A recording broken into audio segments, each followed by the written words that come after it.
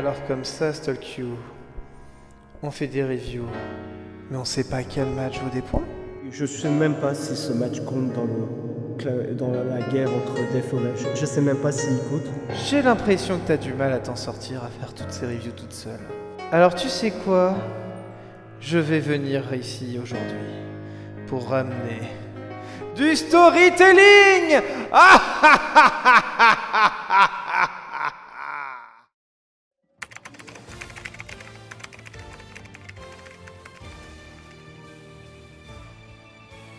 Bonjour tout le monde et bienvenue pour ce retour du PWSPN. Aujourd'hui on parle de Hell's Game 2026. Aujourd'hui je serai accompagné de Cell. Salut tout le monde, bonjour et bienvenue pour pour cette preview de Hell's Game.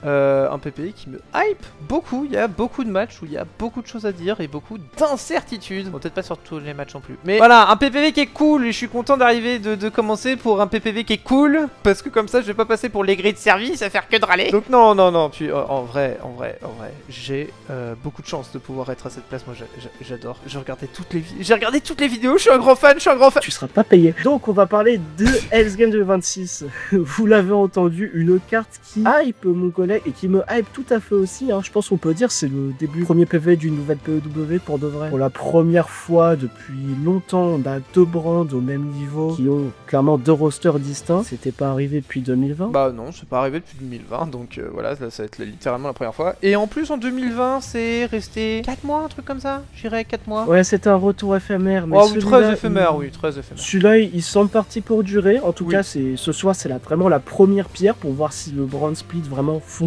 Jusqu'ici, je pense, on peut le dire, c'est un succès. On va voir maintenant si c'est un vrai succès, hein, on va le voir maintenant avec du coup cette carte de 7 matchs. On a 7 matchs sur la carte comme au Rising War. Et cette fois-ci, nous on sait pas dans quel ordre les matchs seront. C'est pour ça que je te propose, mon très cher Alex, de garder les deux Hell's Game pour la fin et de faire les autres matchs avant. Écoute, ça me va. J'avais écrit les matchs dans un ordre, mais effectivement, c'est pas l'ordre officiel. Donc pourquoi pas, j'aime bien l'idée. Peut-être que pour une fois, on pourra faire passer Jack Walton en dernier, le pauvre. On va commencer par ce que je pense être le match qui malheureusement me hype le moins. On va parler du titre Dominion. Ah, ça tombe bien, c'est absolument pas le même que moi. Ah bon? Ah oui, non, il y a... Non, bon, on verra quand on en parlera. Il y a beaucoup de choses à se dire sur ce match. Écoute, peut-être je te laisse introduire le match pour une fois. D'habitude, je le faisais avec Lens, mais on peut changer la formule. Mesdames et messieurs, donc premier match, Espalia derrière la championne Dominion va défendre son titre contre Mike Brady et Hathor Nihil pour la première apparition de cette rookie en pay-per-view et pour surtout le premier triple threat de l'histoire des matchs Dominion. Pour rappel, les matchs Dominion, c'est des matchs avec un format particulier. Vous n'avez le droit qu'à un seul roll break. C'est des matchs, vous n'avez pas le droit de fuir le match. C'est des matchs de 5 minutes et 5 minutes seulement, et au bout des 5 minutes, s'il n'y a pas de gagnant, c'est le GM qui vient. Il me semble que du coup, ça sera Elix Grant en cas d'égalité qui viendra, et c'est lui qui donne le gagnant. Donc il y a forcément un gagnant, et c'est au plus vaillant que revient la victoire, à celui qui, selon la personne qui décidera, eh bien, ça sera pour voilà. C'est Elix Grant qui va décider qui mérite de gagner le match au bout des 5 minutes. Sauf que, d'habitude, c'est du 1v1. Et cette fois-ci, c'est un triple threat. Donc les règles vont bouger un petit peu. Comment? On sait pas trop. Pour votre information, on règle cette vidéo avant le Go Home Show. Donc malheureusement, pour des raisons de timing, on pouvait pas faire après, c'était trop short. Donc on a peut-être pas tous les tenants et aboutissants sur certains trucs. Et à moins que je les ai ratés, c'est pas Alex qui va me dire le contraire. De toute façon, c'est parce que c'est pas lui qui va me rattraper sur ça. On n'a pas les détails des règles. J'ai vu les derniers shows, je te ferai dire, donc je t'emmerde. Mais c'est pas grave. Non, on n'a pas eu les détails des règles, hein, à moins que j'ai loupé aussi. Mais non, c'est vraiment un tout nouveau format Dominion, une toute nouvelle dimension dans la brand Dominion qui s'ouvre. Une troisième personne, mon dieu. Mike Brady a été la cible de Hathor au moment de son arrivée. Il a essayé de se frotter à quelqu'un, mine de rien, de déjà un minimum établi. Entre temps, il y a eu une petite altercation entre Espalia et Hathor. Ça a du coup résulté au fait que le match entre Hathor et Mike allait être un Dominion match. Un Dominion match qui, donc, avec les règles donc, que je vous ai exposées tout à l'heure, qui s'est fini par une égalité. Pas de gagnant, et Cavendish a dit fuck it, ça sera un triple threat du coup. C'est représentatif du nouveau GM. Oui, voilà. Un peu son style. Cavendish, son style, c'est. Il a pas demandé, bah ça sera comme ça. Tiens, je vais changer les règles. Oui, il a fait plusieurs fois changer les règles en plein milieu des matchs ou avant que les matchs commencent. Bon, d'accord. Ça me fait d'ailleurs peur hein, dans un match Dominion où les règles, c'est à peu près tout ce qui fait le match Dominion. Oui, mais je suis. Je sais pas ce que Cavendish peut y faire. Je suis pratiquement sûr que d'avoir vu l'info que en cas de problème, c'est Elix qui va trancher. Parce que c'est pas que des catcheurs de la branche de Cavendish et parce que la Dominion Ring est interbrand, donc pas liée au show de Cavendish. C'est l'autorité supérieure des deux brands qui s'en occupera. Il y a énormément de hits entre Espalia et Hathor. Là où Brady est ici. Il est ici. On l'en félicite. Le fait qu'il soit pour moi dans le match Dominion, c'est la preuve qu'il est très paumé depuis un petit moment. Je vais commencer par lui, hein, même, parce qu'on va gentiment passer vers les pronostics, je pense. Donc je vais commencer un peu par parler de Mike Brady, parce que autant Espalia et Hathor, leur présence dans ce match, pour moi, c'est un bénéfique pour les deux. Autant Brady, j'ai un peu l'impression qu'il se retrouve ici parce qu'il avait nulle part autre. Pour moi, ça dure un peu depuis Final Warfare 6, cette histoire, depuis son match contre Adam James et l'explosion de Tactical.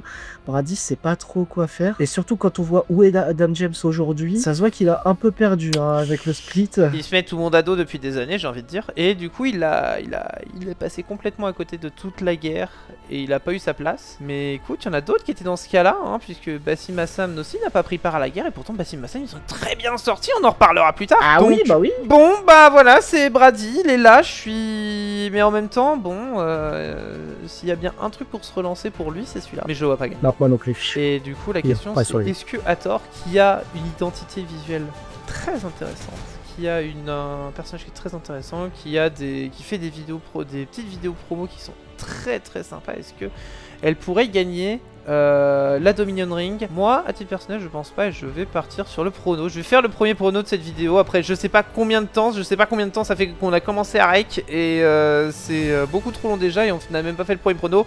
Je pense que Espalia derrière va conserver son titre contre Hathor et contre Mike Brady. Ouais, bah écoute, je suis à peu près d'accord avec toi et en même temps, je suis pas d'accord avec toi. Ah! Pour moi, effectivement, hein, Espalia, ça lui ferait peut-être pas de mal de perdre cette bague autour de laquelle elle tourne depuis quand même un petit moment. J'ai du mal à voir le titre Dominion comme autre chose qu'un tremplin pour les nouvelles têtes, et Espalia, à mon avis, elle atteint un moment où c'est clairement plus une nouvelle tête et elle peut passer à autre chose. Et pour moi, justement, la bague, elle est parfaite pour quelqu'un comme Hathor Nii qui a une identité forte, et cette bague pour moi a besoin d'une identité forte pour aller avec la stipulation, pour qu'elle continue de briller et de s'imposer. Et donc, à mon avis, c'est le moment pour Espalia de la lâcher, enfin, et Hathor Nii devient un nouvel Seigneur des Anneaux et remporte la bague de Moon. Eh bien, soit, nous ne sommes pas d'accord. À mon avis, c'est pas la première fois qu'on sera pas d'accord dans cette vidéo. C'est pas la dernière. À mon tour de proposer un match, et je vais te parler du match qui m'intéresse le moins sur cette carte, et ça sera potentiellement une surprise, puisque je vais parler du titre tag. Puisque du coup, Morgan Hyde et Florian Roy vont faire leur première défense de titre contre Damien Kayler et El Aguila Obscura. Enfin bref, les Last One Standing contre les Uncrowned Chaos contre les Last One Standing. Sauf que du coup, le Chaos couronné, il est couronné vu qu'ils sont champions. Oui, certes, mais voilà, le match qui honnêtement me hype le moins, notamment parce que honnêtement, j'ai aucun doute sur qui va gagner ce match. Oui, on a dit qu'on allait sûrement pas être d'accord pour d'autres fois, mais là je pense qu'on est d'accord. Oui, c'est le match, c'est peut-être bien le seul match où, pour moi, c'est un 95-5. Vérifions quand même qu'on parle de la même personne. Tu parles de Florian et Morgan? Oui, bien sûr. J'ai du mal à voir Damien Keller et Obscura faire l'upset. Parce que clairement, je pense que s'ils gagnent, c'est une upset. L'équipe Florian Morgan est très très solide. Individuellement, dernièrement, c'est pas ça. Individuellement, c'est pas ça, mais on sait très bien que déjà Morgan devient un peu une spécialiste du match tag. Hein. beaucoup de partenaires différents et elle a déjà été championne. Et Florian, au dernier level, il n'a jamais été champion avant ce raid. Non, pas tag, mais il a quand même eu pas mal de parties stade différents. Ouais, pareil. Lui aussi, c'est deux personnes qui tournent beaucoup autour des divisions tag team. C'est la première fois qu'ils sont ensemble, certes. Mais voilà, c'est sûr que quand tu dis, tu passes de Lex Sparks et Fergalegan à Keller et... La chute et est putain, terrible. Je le vois même pas Obscura, il est sous mon bureau. Enfin, voilà. Désolé, mais voilà, on est dans une phase creuse pour la division tag, il y a pas grand chose. Ouais. Mais je suis assez confiant sur le fait qu'elle va se refournir bientôt. Je vois qu'il y a déjà 2-3 trucs qui sont en train, en soum discretos dans les shows, il y a des petites teams qui sont en train de se créer. Bon, j'ai l'impression que ça va revenir assez vite, mais actuellement, c'est pas ça. Ouais, non, j'ai pas peur pour la division. Mais pour moi, c'est un gros match de transition pour cette division. Oscura et Keller, bon, bah, ça fait des nouvelles têtes dans la division. C'est jamais mal. Mais pour moi, c'est clairement pas assez fort pour détrôner l'autre duo quand même assez solide que sont Florian et Morgan. Ils vont continuer à drainer sur la division et attendre des challengers un peu plus huppés. Pour des matchs du coup qui nous hyperont un peu plus. Vas-y, alors je vais te donner le prochain match qui me hype pas tant que ça, alors que sur papier c'est deux noms que j'aime beaucoup. Le titre intercontinental. Ah oui. Ryan Parks va défendre son titre contre Bassim Hassan. Alors oui, le match me hype pas plus que ça, alors que pourtant j'adore Ryan Parks, j'aime beaucoup Bassim Hassan. Mais j'avoue que j'ai du mal à avoir un changement de titre sur ce show déjà. Et sur tous les autres matchs, j'ai moins de mal à avoir du changement. Un peu par défaut, je pense que ce match va être un peu comme le tag, mais beaucoup mieux quand même, parce que là, on va avoir une affiche quand même très fraîche. Pour moi, Ryan Parks, je vais complètement conserver, parce que ça me ferait beaucoup de mal pour lui qui perd déjà le titre intercontinental. Eh bien, on va pas être d'accord. Pour moi, l'affiche, elle apparaît un peu comme ça, et point, et l'histoire, c'est juste bonjour, je m'appelle Bassim, je veux le titre. Mais je suis très curieux de voir la dynamique du match. Ryan Parks contre Bassim Hassan, je pense pour beaucoup que le champion va être vu comme l'outsider du match, qu'au final, ça va être Bassim qui va être vu comme le favori, parce que c'est Bassim, à cause notamment par sa prestance en physique, etc., son moveset, ses moves dont peu de gens s'en sont sortis. Mais moi, ce qui m'intéresse vraiment dans ce match, c'est de vraiment voir comment va se comporter Ryan Parks avec ce défi à mettre avec des pincettes, parce que je peux me planter. Par contre, la question que je me pose, c'est la stipu du match. De ce que je vois, c'est un match simple. Le titre inter, pendant tout le règne de James, ça a été maintenant amené comme un titre à stipu. Et je suis assez surpris de voir qu'il n'y en a pas. Il n'y en a pas, il me semble, pour l'instant officiellement. Mais là, du coup, on peut peut-être partir du fait qu'on tourne ça avant le Go Show. Pas étonné qu'une stipulation soit annoncée au Go Show. Surtout qu'effectivement, un titre intercontinental, c'est souvent gros stipu. À tous les coups, demain, on ouvre les yeux, le match, c'est un match sans corde. Faut être prêt. Hein. Le face-à-face entre les deux, c'était la semaine dernière. Et il me semble que c'était noté, ça. Cavendish surveille à 2h du matin sur Twitter, en sueur, et il se dit putain, il faut une stipulation, j'allais faire quelque chose. Des échelles. Et du coup, moi, je vois bien une victoire de Bassim. Je pense vraiment que Bassim pourrait gagner. Notamment parce que, du coup, il a déjà eu son title shot pour le All-Star. C'était Top of the Mountain, il a raté. Il a eu son title shot avant pour le PL. Il est parti de PL après la défaite contre Sunshine. Il arrive dans le main roster, il perd son premier title shot. Il a le deuxième title shot pour un titre intermédiaire, il le perd. Et en fait, c'est pour ça que moi, je le vois bien gagner quand même Bassim. Je vois vraiment, et c'est aussi pour ça que je me dis que j'attends de voir un petit peu la tranche du match, un penchant un petit peu plus opportuniste, voire même tricheur de la part de Ryan Parks. Pour moi, si Ryan Parks gagne, ce sera pas. Et moi, du coup, je vais partir sur un prono Bassim Hassan. D'accord, j'avoue que je l'imaginais pas du tout, mais après dans cet angle-là, je comprends, parce que Bassim, c'est vrai qu'il perd un peu par le title shot, mais en fait, ça ferait chier pour Ryan Parks, parce que avant d'être champion intercontinental, il était à peu près dans cette position aussi, c'est-à-dire qu'il perdait title shot sur title shot, donc j'avoue que ça me saoulerait un peu qu'au moment où il gagne enfin son titre, il ne perde le PPV d'après. Surtout que je pense vraiment que Ryan Parks peut faire des choses magnifiques avec la ceinture intercontinentale. Et pour l'instant, on n'en a pas vu assez. Non, pour l'instant, on voit pas grand-chose. Il est un peu plus vu comme fuyard, un peu moins à l'aise. On a fait un premier titre secondaire d'une des branches, on va faire l'autre. Super Amber Adams affronte Matthew Gunn. Wouh! Alors, Super Amber Adams, la catcheuse qui n'a pas les mêmes règles que tout le monde. Ouais. Voilà. Donc après, voilà, avoir volé la fin du titre TV Arkel, se l'être monopolisée. Bon, elle est toujours championne All-Star. Voilà, c'est cool. Et je me demande la dernière fois qu'elle a pris un pin. Sokolov pour le Glitch to the End. Je pense Effectivement. vraiment que c'est celui-là. C'était avant Final Warfare, hein, pour Et ceux qui c'était- se et demandent. c'était un- Oui. Et je pense que la dernière fois avant qu'elle a pris un pin, si ça se trouve, ça doit remonter à LW. quand elle était dans le dojo. Oh waouh. Et la défaite des Mais- associés, je sais pas comment ça s'est fait déjà. Ah non, elle a pris pin parce que c'était un match élimination. Bref, Amber Adams. Super Amber Adams, s'il te plaît Mathieu, sauve-nous. En Oui. plus il serait temps. Match suivant. Match suivant, au prono. Bah match Gun, match suivant. Ouais, Matthew Gunn. En plus, Matthew Gunn, franchement, copain de la WWE, cœur sur Matthew Gunn. Donnez-lui le monde et donnez-lui le titre All-Star. Alors après, je tiens juste à dire que je suis quand même content de voir Matthew Gunn qui est assez nouveau dans une place comme ça. Surtout qu'on rappelle qu'il a quand même battu Lance Austin pour ce title shot. Tu parles du free agent? Oui, le free agent Lance Austin. Le free agent, c'est Son nouveau surnom. Freelance Austin. Non, non, non, non, non, non, non, non, non, non, non, restez loin. Carrière contre guerrière, Sam contre Lex. Je suis là sur la garder pour juste avant les Chambers. Il y a une raison. Oh la promo. Allez chercher la putain de promo entre les deux. C'était magnifique. Oh la vache. On en reparlera des promos majestueuses parce qu'il y en a une autre dont il faudrait que j'évoquerai tout à l'heure. Mais oh la vache, quel match. Il n'y a pas de promo package pour les matchs, mais c'est celui-là en fait, le promo package. Ouais, Allez voilà. le lire. Et après, regardez le match. Non mais si t'as un truc à faire, c'est ça. Si t'as un truc à faire. Ça, la Voilà. promo, c'était exceptionnel. Il va falloir apprécier ce match puisque bah peu importe celui qui perd, il y en a un qui sera plus là ce soir. On peut dire, hein, c'est de légende. Il y en a un plus que l'autre. Oui, clairement, il y en a un plus que l'autre. Mais les deux, Ouais. de toute façon, seront gravés dans les mémoires de la PEW. Les deux ont marqué la PW pour le temps qu'ils y sont restés. Même Sam qui est beaucoup plus restant, il a bien marqué la PW Oui, avec ouais. toute l'histoire du dojo. Quand t'arrives dans ce match, tu sais que Lex il a volé la fin de l'histoire de Sam. Après sa défaite contre Fergal, c'est lui qui aurait dû mener la charge. Pas Morgan, Florian et Alex. Il aurait pu potentiellement passer de lui-même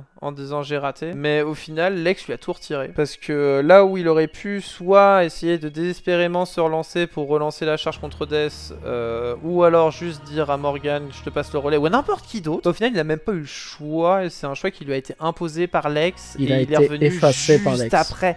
Et il est revenu juste ça. après la fin de la guerre, il l'a raté. Sam devait être le héros de PEW. Ça devait être lui. Ah, une fois qu'il a perdu à Final Warfare, plus sûr. Mais il aurait pu. En fait, c'est assez étonnant à quel point l'histoire semblait être écrite pour lui. Et un Fergal suivi d'un Lex Park a tout effacé. Et qui s'est vengé, s'est débarrassé de Fergan et Lex ensemble? Bah pas lui. Il aura eu droit à rien, ça. Ni son histoire, ni sa fin de héros, ni même sa vengeance. Sa vengeance, bah il l'aura pas contre Fergal, il l'aura pas contre Davis, mais il l'aura peut-être contre Lex ce soir-là. Pour moi, tu vois, on peut se dire qu'à la carrière c'est soudain, mais pour moi, si Sam perd ce match, je pense que oui, il a raison de dire j'arrête. Je pense très honnêtement que si Sam perd ce match, il a toutes les raisons de dire fuck it, je vais devenir commentateur. Écoute, hein, on a vu des matchs où la carrière de personnes était en jeu et où bah, on pensait pas qu'ils allaient arrêter là et ça s'est arrêté.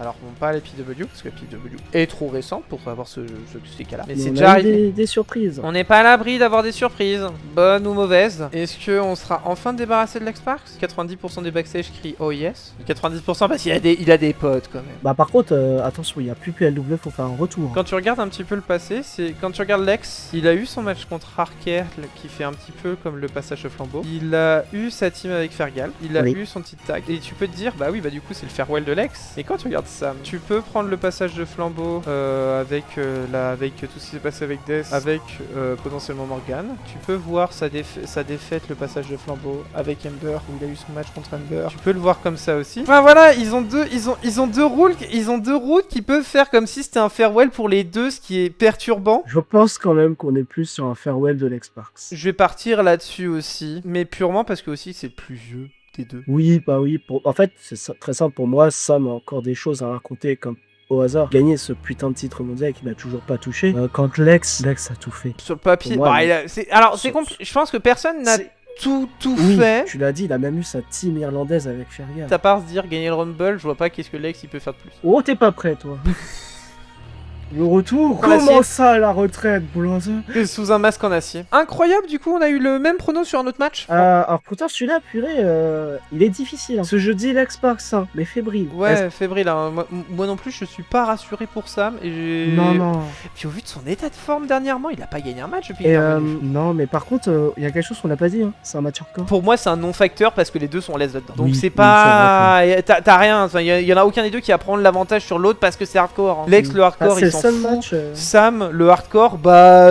C'est Sam, il a été champion hardcore. Enfin voilà, à partir de là. Tu vas rire, hein. C'est le seul match à stipulation pour l'instant sur cette carte, sans compter les Chambers. En fait, ça m'étonne pour la POW qui a toujours aimé en faire des caisses avec les stipulations. Ouais, mais là, on va bien manger. On va donc parler du Devil Chamber côté Revolution Knight alors, puisqu'on a envie de troll. Et on va parler du coup de Jack Walton qui du coup va défendre son titre contre Wayne Beretta, Fergal Egal, Chris Mash, Tyson Lewis, Alexander Sokolov. C'est le Chamber le plus Walton que j'ai jamais vu. Tu parles de quel Walton là? Oh, les deux. ouais, c'est ça, c'est ça. Franchement, Tyson Lewis, il est perdu au milieu de ça, mais à part ça, Beefy Boy. Est-ce que les 6 peuvent gagner le match? Non, pour moi, il y en a un qui peut absolument pas gagner. Pour moi, je suis d'accord qu'il y en a un qui peut absolument pas gagner. La Je question, pense qu'on a le même. Est-ce que tu es sûr qu'on a le même? C'est quoi ta raison? Ma raison, c'est que pour moi, il y en a un qui est un cran en dessous des autres. Non, il y en a deux qui sont un cran en dessous des autres, mais genre un vrai cran en dessous des autres. Mais il y en a un qui a une petite carte spéciale dans sa poche et que l'autre n'a pas. Alors, bon, on pourrait pas du tout de la même chose. Ok, vas-y, dis-moi, toi. Pour moi, c'est Fergal Egan ne va absolument pas gagner parce que il sort assez récemment un règne monstrueux. Ah oui, d'accord, tu invoques ce genre de raison. Ah, pardon. Moi c'est Beretta que je vois pas, je vois complètement en dessous des 5.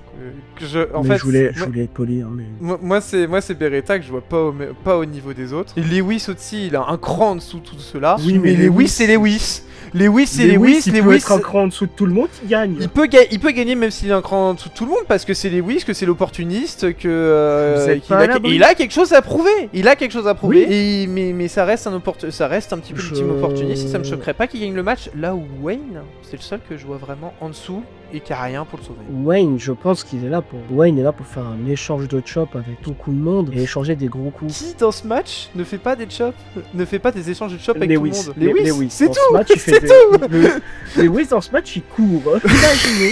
Imaginez Austin Theory, mais il a une chance de gagner. Ah, en fait, beaucoup de chance va se décider sur le fait de qui va rentrer dans les deux premiers. Parce que peu importe qui rentre dans les deux premiers, il gagne pas. C'est pas le genre de chamber auquel tu fais pas la distance. Là, vu les énormes tas, les énormes bourrins, les gros monstres qui sont juste là pour se rentrer dedans et cogner, enfin, je pense que le dernier rentré, il aura un avantage monstrueux sur les autres. Il y a clairement un truc. Il y a deux noms qu'on n'a pas encore évoqués, par contre, quand on a parlé des chances, c'est Chris Mash et Sokolov. Si on veut faire un petit peu un vrai prono, moi mon prono va sur Sokolov. Voilà, moi je pense que Sokolov peut aller chercher ce match. Moi je vois pas Walton conserver le titre là-dedans. Je pense que c'est trop hostile, que c'est trop le bordel. Sauf si c'est le dernier à rentrer dans le match, je ne le vois pas conserver là-dedans à cause des noms qui sont là, des énormes bourrins qui sont là. Et pour moi, ça se joue entre Sokolov et Fergal et je vais pour Sokolov. C'est compliqué d'aller chercher un favori et d'expliquer parce que là-dedans, voilà. Moi, je pars sur ce Sokolov, c'est tout. Je suis d'accord sur le fait que c'est très très difficile pour Walton de faire. Après, il y a quelques noms comme ça où tu te dis, même si c'est difficile, ils peuvent le faire. Walton, ça en fait partie. Même si c'est ultra compliqué, je serais pas choqué de voir Jack Walton le faire. Et juste, petit rappel, au cas où il se passe des choses lors des affrontements, nous, on est obligé d'enregistrer ça avant le Go Home Show. On n'a pas vu le dernier show et, oui. Et du coup, ça sera à la redite pour après quand on parlera de l'autre chamber parce qu'on ne verra pas le dernier face à face. On n'a pas la grosse confrontation. Et ça se trouve, il y a des infos que vous avez, qui regardez cette vidéo parce que vous avez vu le show. Vous savez ce qui s'est passé. Mais nous, on les a pas. Ah, mais ce match, ça va être une. Non, mais ce match va être une boucherie. Et qui va s'en sortir? Waouh, difficile. On réduit Fergal quand même à juste faire des chops. Hein, ce qui est... Non, on le réduit pas à juste faire des chops. Hein. Fergal là-dedans, il a jamais fait de chamber. Oh là. Il a jamais fait de chamber, j'ai hâte de voir ça. Mais ouais, ne pas sous-estimer Fergal. Ne pas sous-estimer Fergal parce que en fait, dans le côté, juste pour revenir, du coup, moi je peux même parler Vas-y. sur Sokolov parce que je pense que Sokolov a quelque chose à prouver, que ce soit à Walton. Et il a, je pense que le non, le Walton a dit non, il l'a encore en travers de la gorge, il va se venger ce Oui. soir-là et il va aller le chercher. Moi, si je mets ma deuxième pièce sur quelqu'un d'autre, c'est sur Fergal. Chose que juste un show en arrière, j'aurais été comme toi, Fergal, il a aucune chance, mais juste à cause de la masterclass qu'il nous a pondu en show la semaine dernière, ça m'a envie de me dire, de m'investir un petit peu et de me dire, et si Fergal il va le faire pour lancer une énorme rivalité derrière avec Tyson Lewis. Moi je suis dedans, Oui. moi je suis dans le train, Fergal il regagne. C'est le taux de Fergal, hein. Tu peux l'oublier pendant 5 semaines, il va faire une promo. Et c'est bon, en fait, Fergal. Et Fergal fait tellement plus que Smash, par exemple, dans l'idée d'être un énorme bourrin. Il fait tellement bien plus de choses que tous les autres. Il est beaucoup plus polyvalent que tous les autres dans son game. C'est ça. S'il n'y avait pas Alex Grain, Fergal, ça serait le GOAT. Vas-y, j'ai assez parlé. Je te laisse dire ton pronostic maintenant. Surprends-moi, Alex. Qui est-ce que tu vois gagner? Oh, bah, je vais te surprendre, mon con. Walton Concert, c'est ça? C'est mon deuxième show, ouais. T'as raison, on est d'accord sur le fait que le seul qui a pour moi a zéro chance de ressortir de ce match avec le titre, c'est Wayne. Ensuite, je dirais Chris Smash. Bizarrement, je le vois pas tant que ça briller dans le match. Et les 4 autres ont complètement de chance de gagner, à mon avis. Sokolov, ce serait glorieux qui remporte le titre après que Walton, dû en est purement et simplement privé. Fergal, voilà, il peut faire des choses absolument démoniaques là-dedans. Walton, s'il y a un champion qui peut survivre à un chamber comme ça, c'est lui. Et un nom que j'ai pas dit. Parce que pour moi, dans ce chamber rempli de gros bourrins, de monstres de violence et d'armes de destruction massive, c'est Tyson Lewis qui va remporter. Le seul qui joue pas dans le même cours. Le seul qui joue pas au même jeu que les autres. Exactement, c'est ça. Déjà, ça reste un catcheur quand même très capable, mais il a le mind parfait pour s'en sortir. Alors certes, c'est pas la configuration qu'il aurait voulu. C'est clairement pas ce qu'il a envie de voir s'il veut sortir d'un chamber avec le titre, mais il peut le faire. Tyson Lewis a prouvé plusieurs fois que déjà, dans des environnements chaotiques, il sait gérer. On l'a déjà vu dans un Wargames, pour moi, il a été le MVP de ce match. Donc un chamber où il est tout seul, il doit travailler uniquement pour lui, il peut le faire. Et je pense qu'on va sortir de Hell's Game avec Tyson Lewis, champion pour Evolution Night. Même si c'est pas dans mes pronos, ça me choquerait pas que Lewis sorte. Par contre, le Twitter de Lewis quand ça va arriver. Mais de toute façon, même quand il se fait péter la gueule par quelqu'un, et en fait il fait juste slash ignore, il se fait discret 2 secondes, et ensuite il refait comme avant, comme si 2 jours avant il s'était pas fait péter la gueule. Donc de toute façon c'est Lewis là quoi, là. c'est Lewis. C'est Lewis. Et pour moi, c'est votre futur champion, donc franchement, préparez-vous, hein, parce que... Je le vois pas gagner là, au Rumble on en reparle, il est dans les favoris. Ah ouais, s'il gagne pas là, au Rumble, Si. Oui, on passe au dernier match.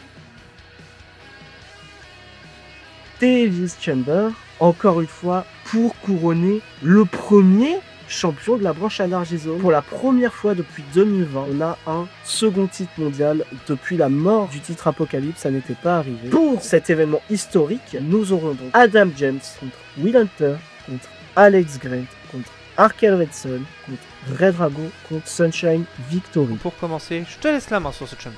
Je vais tout de suite le dire, ce line-up de Chamber est exceptionnel. Et surtout quand on compare avec le Chamber d'avant. C'est incroyable, y a rien à voir et c'est trop bien aussi. La dualité entre les deux Chambers est parfaite. On avait des gros garçons qui tapent très fort, plus Fergal et Tyson dans le Chamber d'avant. Et là, ça va beaucoup plus bouger dans tous les sens. Dans ce match là, c'est le passé mais qui doit gagner ce match contre le futur qui doit gagner ce match parce que c'est son moment. C'est terrible. Il y a un 3v3 passé contre futur. Il y en a un peut-être que je vois un peu moins. Mais franchement... Non, les 6 peuvent gagner. Il est désespéré le passé. Ah, là, le passé, que ça soit Hunter ou Drago. Oh oui, oh les deux là. Ah, les deux là. Ah, C'est simple, hein, on parle peut-être des mecs qui attendent de plus longtemps pour le titre mondial. Hein. Mais- Avant, il y avait Fergal, mais maintenant, c'est ces deux-là. Hein. Là, si l'un des deux repart avec le titre, l'autre c'est le greatest à jamais être champion du monde. Faut encore que je réfléchisse à mon pronostic. Bah, je crois. écoute, si tu Vas-y. veux, je vais me lancer. Que ça soit Red Drago ou Will Hunter, les deux méritent. Le cash-in raté de Red Drago en 2022, ah la vache. Il me fait encore mal à y penser celui-là. Ouais, les deux méritent tellement d'avoir ce titre. Les deux seraient d'excellents premiers champions. Et en face, t'as Alex Grant qui a plus rien à prouver. Déjà, Alex Grant c'est le GOAT. Voilà. Alex Grant il a rien à prouver. On et parlait il serait- d'opposition corsée. Il serait un premier champion exceptionnel pour mettre du prestige sur le titre. Et en même temps, je le vois pas gagner face à la fougue de la jeunesse. Non. Et à côté de ça, t'as Adam James qui sort d'un très solide règne de champion intercontinental. C'est la dernière personne à avoir battu Walton en regard, faut le rappeler. Il n'est pas passé à grande chose d'atteindre les 5 victoires sur 5 CPU différentes qui était la nouvelle gimmick du titre inter contre des adversaires qui sont mine de rien, voilà, hein. Il y avait de la vraie opposition en face. Adam James, c'est quelqu'un. Arkel Ritson, c'est ce Lex Sparks en devenir. C'est ce putain de psycho de con que t'as pas envie de croiser backstage, que tu veux pas croiser dans une ruelle sombre la nuit. C'est un très bon catcheur, encore peut-être un peu jeune, qui fait encore peut-être encore des erreurs peut-être. Il est pas si jeune que ça parce que ça fait un petit bout de temps qu'il traîne sa patte du côté de chez PLW. Ça fait un petit bout de temps qu'il est là, on le voit pas beaucoup parce qu'il était surtout du côté de PL. J'avoue que PL j'avais un peu décroché à l'époque. Il y a quelque chose à faire avec Arkel Ritson, premier champion. Il sort d'une très grosse victoire contre Lex Sparks. Je parierais pas sur Arkel Ritson, mais ça me choquerait pas. Et il reste du coup Sunshine Victory qui est mon pronostic. Ça sera pas apprécié, je le sens. Parce que je sens qu'il y en a qui en ont marre de Sunshine Victory. Il y aura du backlash. Il y en a qui en ont marre de ce Sunshine Victory. Mais c'est quelqu'un Sunshine, de toute façon, on l'a bien vu la fin de règne. La fin de règne du côté de chez PL était assez énorme. Son rôle du côté de chez au sein de cette guerre. Elle a perdu à Rising War, mais quand tu vois la manière, est-ce que c'est vraiment une défaite? Alors personnellement, ça a été vécu comme une énorme défaite. Ça elle nous l'a fait comprendre. Forcément, j'étais dans la gérance il n'y a pas si longtemps que ça, donc je savais que ça allait arriver, mais je suis extrêmement déçu du retour avec son ex. Oui, merci d'en parler. Oui. Ce retour en arrière. On souffle d'une force. Tu sais quoi, juste pour ça, je vais partir pour Hunter. Mais je sens que tu vas partir. Mais en fait, je voulais pas partir sur Hunter parce que je sens que toi, tu vas partir sur Hunter. Et je veux pas qu'on ait le même prono. Je vois pas de quoi tu parles. Non, je vais rester sur Sunshine alors, juste pour pas qu'on ait le même prono. Je vais rester sur Sunshine Victory parce que mine de rien, quand j'arrivais ici, c'était aussi la vision que j'avais de Sunshine première championne. Elle en a rien à foutre, elle est juste là pour casser les gueules. Elle aurait pu être dans l'autre match. Du coup. Elle aurait pas fait tâche. Peut-être un petit manque de testostérone. Hein. Chouille, hein. Voilà, mais en tout cas, voilà, moi je pars sur Sunshine, un peu à contre-cœur parce que autant j'adore Sunshine, autant je déteste la direction qui est prise en ce moment avec Fuck the World. Et c'est pour ça que j'espère que Matthew Gunn va nous sauver parce que bordel de merde, j'espère pas que Sun gagne et que Amber conserve. Par contre, j'aimerais beaucoup que Sunshine gagne, mais que Amber perde. Tu la vois pas à l'image de PPV où ils finissent toutes les deux avec le titre. J'ai vraiment pas envie de voir ça. Je la vois très bien, j'ai vraiment pas envie de la voir. Mais je me dis qu'il y a un vrai truc à faire avec eux parce que Amber et Sun, elles tournent un petit peu autour du roster et après on les voit régulièrement après certains matchs se dire lui là, il y a un truc. Tu sens qu'elles sont en train de monter un petit truc de leur côté. Et avoir Sunshine à la tête avec le titre World, moi j'ai oui. Mais si Amber conserve, j'ai vraiment pas envie qu'elle gagne. Bon. Je veux pas cette image des deux à la fin. Ça... Mesdames et messieurs, avez-vous entendu parler de notre Lord and Savior, Alex Grant? Non. 4 fois, ça sonne bien sur un CV. Full time.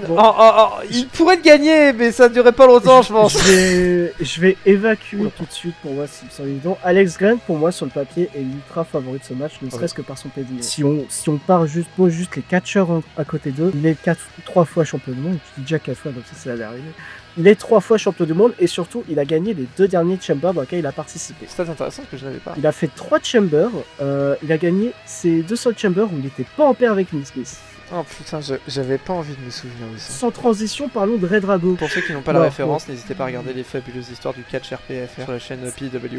J'évacue Red parce que certes, il est l'ultra favori du match. Après, c'est peut-être sur ce match celui qui a le moins la dalle. Et c'est dire quelque chose, hein, parce que le dernier Red d'Israël, il a duré 30 secondes, terminé par quelqu'un dont on a parlé avant. Mais même comme ça, je pense que c'est...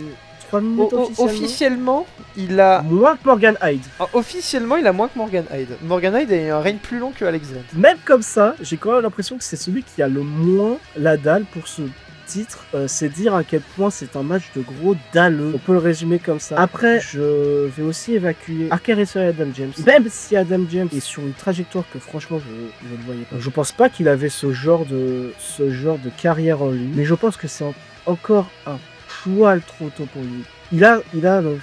Même si c'est un nouveau titre qui est pour moi l'opportunité parfaite pour quelqu'un de rentrer dans le main event, ce quelqu'un pourrait être un Adam James. Pour moi, avec les noms qu'il y a dans ce match, c'est encore un chouille trop tôt. Et même argument en un peu plus fort pour Arkel Red Son, qui encore plus qu'Adam James, c'est trop tôt. Mais déjà, sa présence dans ce match, c'est un énorme pas en avant pour lui. Ça promet de belles choses. Me reste donc les 3 personnes qui ont peut-être le plus à jouer. Red Drago et Will Hunter, je sais pas combien de fois j'ai dit que c'était leur dernière chance, mais apparemment ils vont continuer de me faire mentir.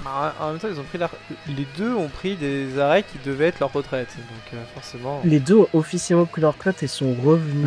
Je vais pas me risquer à dire que c'est la dernière chance pour Will Hunter parce qu'il n'y a pas de dernière chance Will Hunter, d'accord? En 2050, Will Hunter il sera encore là à challenger pour le titre mondial. Honnêtement, je pense très sérieusement que c'est sa dernière. Ouais, s'il l'a suis pas, d'accord, hein. S'il l'a pas, je pense que Drago il pourrait retenter plus tard. Drago pour le Rumble, pourquoi pas.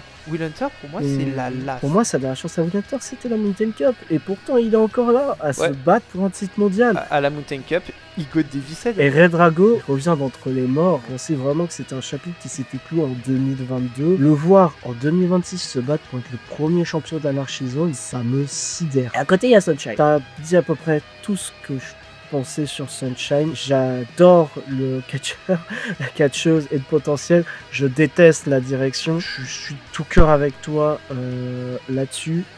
J'ai envie de voir Sunshine être la première championne. Surtout pour moi, elle est parfait mélange entre... On n'est pas sur un ancien qui gagne le titre, mais on est quand même sur un main eventer quasiment établi. Et Sunshine en première championne, pour moi, ça pourrait ça pourrait vraiment servir la crédibilité. Je fais genre, depuis avant, je parle de tout le monde, mais t'as lu en moi comme dans un livre ouvert, un mot pronostic, il va sur Will Hunter. On l'avait légèrement évoqué aussi en amont, donc oui, on a un peu discuté, mais ouais, tu m'as complètement démasqué. Will Hunter est mon pronostic. Pourquoi Will Hunter est mon pronostic? Parce que le pauvre... Faut pas que ça soit de la pitié, ton argument. Faut pas que ça soit de la pitié. Non, je sais que faut pas que ça soit de la pitié et je fais genre, mais c'est pas de la pitié. Will Hunter devrait avoir été champion mondial depuis ce temps-là. Et en plus, il nous a quand même montré qu'il était capable de beaucoup de choses, de se réinventer, de revenir de là où on voyait pas. Il est passé à ça, de gagner une Mountain Cup. Il est passé à ça, tant de fois.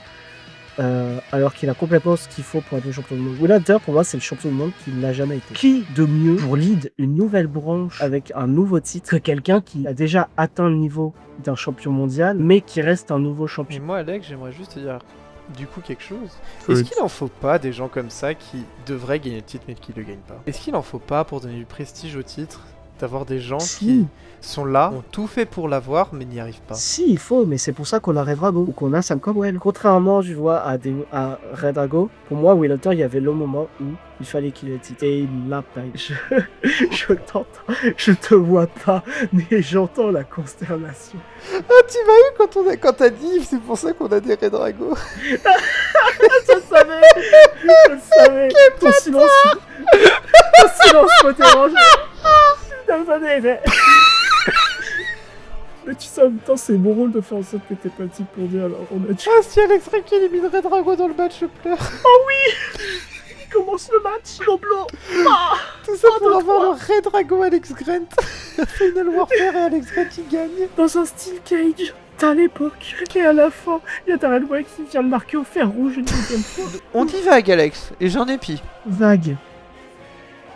Bref, malgré toutes ces bifurcations, c'est Will Hunter mon pronostic parce que Will Hunter fera un champion mondial exceptionnel. Pas pour un non-règne à mon avis. Les 6 pourraient ressortir que je serais pas choqué. Je serais pas choqué. Après, il y en a auxquels je crois un peu plus pour le titre mondial que d'autres. T6, c'est Will Hunter où je me dirais le plus, voilà. Bon, Ray aussi, voilà.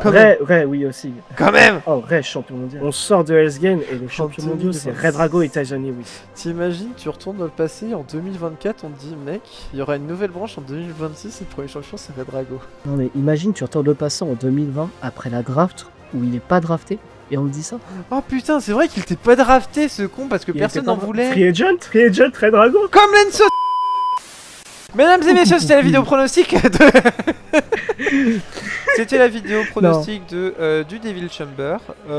J'espère qu'elle vous a plu. Du Devil Chamber, de Hell's Game. Allez voir Hell's Game sur le PW Network, lol. Abonnez-vous à cette chaîne YouTube, mettez un like et on se revoit pour la vidéo de débrief plus tard. Et faites un petit coucou à Sun qui fait le montage parce qu'il a dit qu'il avait du temps. J'espère que là c'est le moment où tu mets un max d'effet, genre ça fait poum poum poum, ça explose, genre la tête d'Alex elle tourne et fait un 3-6.